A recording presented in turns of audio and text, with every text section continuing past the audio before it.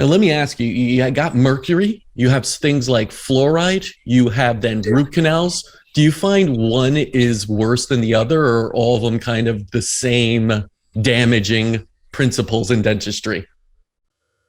No, I mean, you can evaluate those things and importances, so you might see that mercury is the worst. Okay. Mercury causes the most toxic damage. It's the third most toxic naturally occurring element on the planet besides the radioactive ones. They're the only ones worse. Right. So to get that in our system, and even the World Health Organization has said not even one atom of it is good for the human body. So you can take that into account. Now, fluoride is a whole nother discussion, but fluoride got introduced into the waters in the 1940s and things like that. And there was some studies done in Colorado, and it showed that a lot of those people in that area didn't have tooth decay. And they found that there was a lot of fluoride naturally in the water.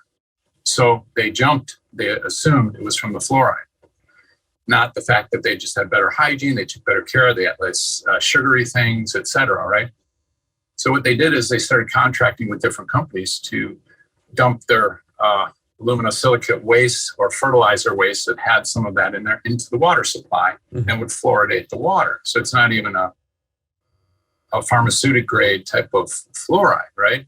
So it solved the problem for those companies. Instead of paying millions to get rid of their waste, they were getting paid millions to take their waste. So back in the day, there was some senator, I can't remember his name right now, he even said, yeah, don't drink the water. I mean, they know this stuff, right? Yeah. So what does fluoride do? There's a lot of studies on the IAOMT.org website. If you put it up for your followers there, because there's a lot of scientific studies on it and what it can do. It can cause brain shrinkage. It can cause condensing of the bone. It can increase arthritis. So there's a lot of things associated with it. I'm not an expert in it. I just know that we don't use it. And in my all-natural company that has tooth products in it, toothpaste and essential oils and stuff called Great Oral Health, they're all fluoride-free. Mm-hmm. And then finally, you have root canals. Thoughts on that? That's the big one. I was avoiding that for a second. But, root canals is the real gray area. So that's why in biomimetic dentistry, we try to seal the teeth in such a way we're protecting the nerve or the brain of the tooth so it won't get inflamed, infected, or die. And if you follow those principles really closely, you'll do about 10%.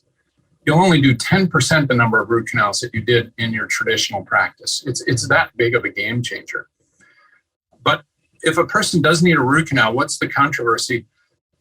Inside of the tooth, it's sort of like there's tubules in there that go from the nerve outward to the exit of the tooth. And if you did a cross section of it, you can see it. It looks like Swiss cheese, like those tubes are there, right? So now if you did an experiment with a straw, you fill the straw with water and you tap on one side, you can feel it on the other side, right? Mm-hmm. We've probably all done that as kids, right? Oh, that's cool. You can feel it. Those tubules are filled with solution.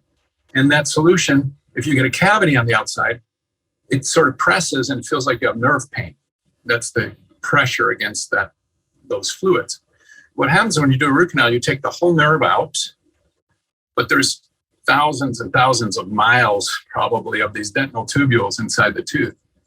And bacteria can sort of hide in there. This is the concept and theory behind it. So while you seal off the main area with a material that seals that with a root canal procedure, you may not be perfectly disinfecting all the lateral little side channels. And bacteria can build up there. They can morph, become toxic. And every time we eat or chew with our heartbeat, it pumps it into the bloodstream. Will it attack a weak organ or not? The science is still inconclusive, but some believe that no root canals are good. My personal philosophy is that